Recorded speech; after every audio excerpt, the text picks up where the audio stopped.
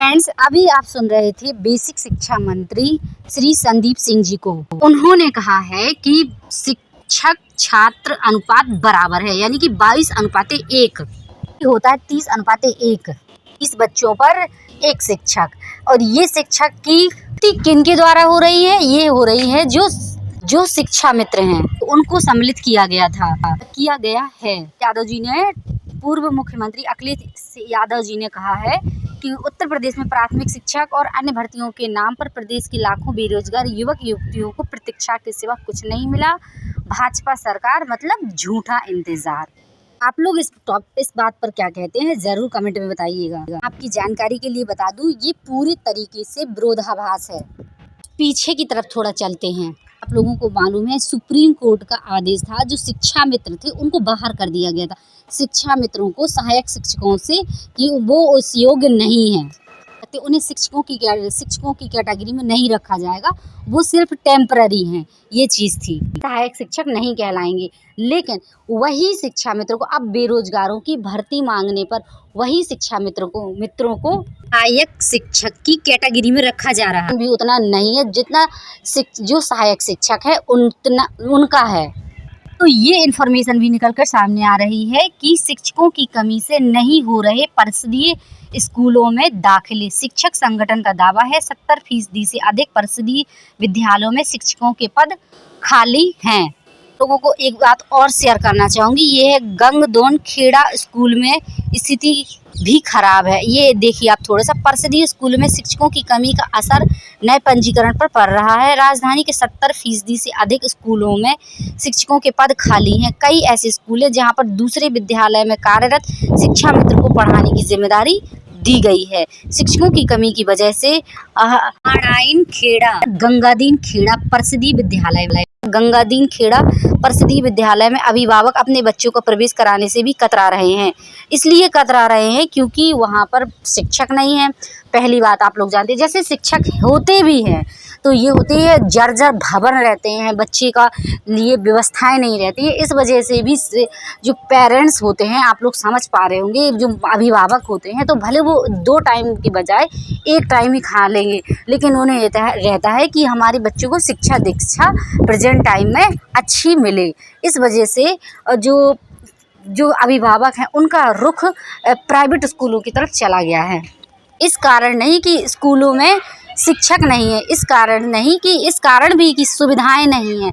भवन जर्जर है, कोई सुविधाएं नहीं है, शिक्षक नहीं है, अतिथि शिक्षक या कह सकते हैं शिक्षा मित्र स्कूल को संभाले हुए हैं, उनको शिक्षक काउंट नहीं किया जाता, लेकिन वो सिर्फ स्कूल संभाले हुए हैं। ये आप जान सकते हैं। और ये भी आप लोगों को मालूम है कि हमारे उत्तर प्रदेश में बेरोजगारी इतनी अधिक है, यदि कोई चुनाव ड्यूटी हो या कोई अदर भी काम है, अतिरिक्त काम है, तो यदि किसी को भी अलग से लगाया जाए, बल्कि शिक्षकों की संख्या की कमी है, ऊपर से उन्हें अदर कामों में, कहीं चुनाव में, कहीं किसी काम में उनकी ड्यूटी लगा दी जाती है। जैसे आप लोगों को मालूम है कई तरह के काम होते हैं, उसमें भी ड्यूटी लगा दी जाती है। इससे क्या होता है, पठन पाठन प्रभावित होता है और अभिभावक जो होते हैं ये जानते हैं, उनका ये मेंटेलिटी बन जाती है कि पढ़ाई नहीं होती है और शिक्षक नहीं है और सुविधाएं भी नहीं है।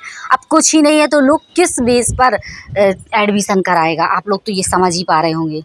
ये थोड़ा सा और समझ लेते हैं। 12,209 करोड़ रुपए का अनुपूरक बजट विधानमंडल से पास हुआ है। जो प्राथमिक विद्यालय की बात की गई तो उसके लिए कोई बजट पास नहीं हुआ।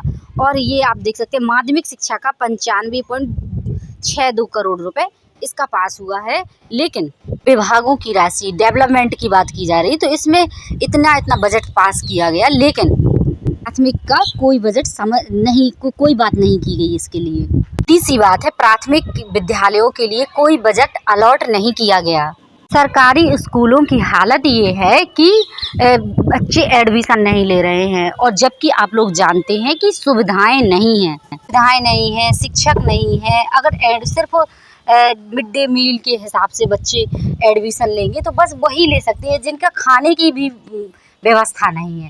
ऐसे पेरेंट्स ही बच्चों का एडमिशन करा रहे हैं।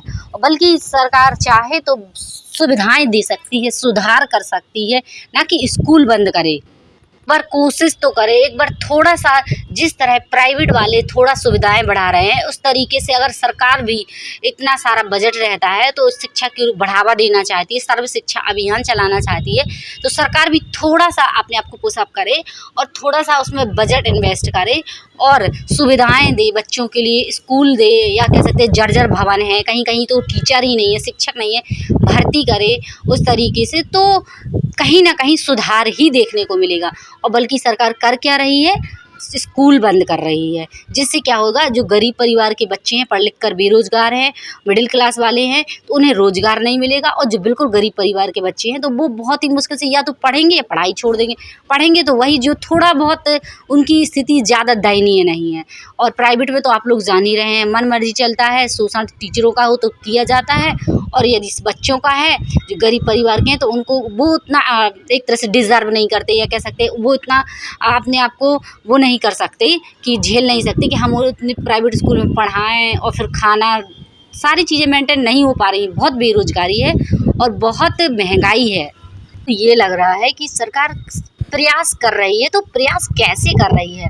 राज्य सरकार का ये है कि बहुत सारी राज्य सरकारें ये है कि स्कूल बंद कर रही है, सरकारी स्कूल जिसमें 10 से कम बच्चे होंगे या 10 बच्चे होंगे तो उन्हें दूसरे विद्यालयों में भेजा जाएगा।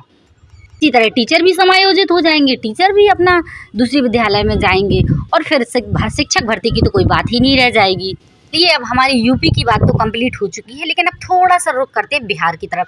तो बिहार का क्या है, 50% रोस्टर का होगा पालन, यानी कि क्या है, सरकार ये बिहार सरकार रिजल्ट इसलिए ओपन नहीं कर रही थी या देरी हो रही थी क्योंकि ये क्लियर नहीं था कि 50% आरक्षण पर करना है, SC ST और ये सब आप लोग जान रहे होंगे, और 65% या 65% आरक्षण पर, जो कि उन्होंने मांग की थी। बल्कि अब तो 65% आरक्षण की तो अब रद्द हो चुका है, राज्य सरकार ने हाई कोर्ट ने रद्द कर दिया है मामला। हाई कोर्ट से 65% आरक्षण का मामला जो था रद्द हो चुका है, लेकिन बस अब इसीलिए अब रिजल्ट जल्द से जल्द आएगा। अब TRE 3 की रिजल्ट की बात करें तो ये है कि अगस्त की तीसरे सप्ताह में रिजल्ट आना प्रस्तावित है। TRE 3 का रिजल्ट का वेट कर रहे हैं, तो उन्हें उनके लिए गुड न्यूज़ है कि अब जल्द ही आपको रिजल्ट अपना देखने को मिलेगा और जल्द ही आप लोग शिक्षक बन सकेंगे। अब थोड़ा सा रुख यहाँ मोड़ लेते हैं। आप लोगों की जानकारी के लिए बता दूं कि 7 जजों की एक संवैधानिक पीठ ने आज की सबसे कमजोर तबकों को अब मिल पाएगा आरक्षण का फायदा। ये थोड़ा सा ऐसे भी समझ लेते हैं। थोड़ा सा ये अब मैं आपको बता दूं कि SC ST में क्रीमी लेयर जैसा कोई भी कॉन्सेप्ट नहीं था, लेकिन अब SC ST में भी लेकिन अब SC ST में भी OBC की तरह क्रीमी लेयर कॉन्सेप्ट होगा। मतलब ये आइडेंटिफाई किया जाएगा कि कौन से SC ST के कैंडिडेट हैं जो अभी तक समाज के मुख्य धारा में शामिल नहीं हुए हैं। के लिए क्रीमी लेयर कॉन्सेप्ट को लाया जाएगा। उन लोगों की पहचान की जाएगी जो अभी तक मुख्य धारा में नहीं आए हैं, उनको आरक्षण का लाभ दिया जाएगा। यानी कि ऐसी छोटी जातियां या आदिवासी हैं और भी छोटी जातियां, उनको लाभ मिलेगा। बल्कि SC ST जो क्रीमी लेयर में आते हैं, यानी कि जिनकी 8 लाख से आय अधिक है, तो SC ST चाहे OBC के हों, उनको आरक्षण का लाभ नहीं मिलेगा। थोड़ा सा और समझ लेते हैं कि OBC में 2 कैटेगरी बनी है, क्रीमी लेयर और नॉन क्रीमी लेयर। यानी कि ऐसे पर्सन जिनकी 8 लाख, जिनकी सालाना आय 8 लाख से अधिक है, या 8 लाख से अधिक है, 8 लाख या 8 लाख से अधिक है, तो वो क्रीमी लेयर, और जिनकी 8 लाख से कम है, वे कम है, उन्हें नॉन क्रीमी लेयर कहा जाएगा। अब SC ST को भी अनरिजर्व की कैटेगरी में रखा जाएगा, जब यानी कि वो आर्थिक रूप से यदि कमजोर नहीं है। आप लोग ये सभी जानते हैं कि आर्थिक जो आरक्षण दिया गया था, तो और मैं आपकी जानकारी के लिए बता दूं कि जो आरक्षण दिया गया था SC ST को, तो वो ना कि आर्थिक तौर पर कमज़ोर होने से, बल्कि इसलिए भी कि उन्हें जाति के भेदभाव के आधार पर भी उन्हें आरक्षण दिया गया था।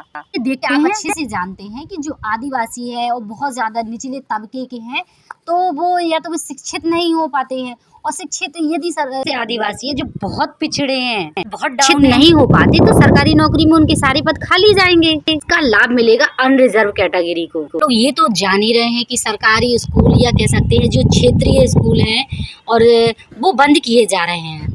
गरीब तबके के होंगे, निचले तबके के होंगे, वो बच्चे पढ़ेंगे ही कैसे? थोड़ा बहुत थोड़ा थोड़ा ही SC ने उठना स्टार्ट किया था, ये कह सकते हैं उनका लेवल थोड़ा सा हाई हुआ था। इतने में ही अब चेंजेस देखने को मिल रहा है। बहुत सारे नियम कानून संविधान बदलने का बात सामने आ रही है, संविधान में चेंजेस करने की बात की जा रही है। देखते हैं अब क्या होता है। लोगों को ये निर्णय कैसा लगा, कमेंट में जरूर बताइएगा। Next information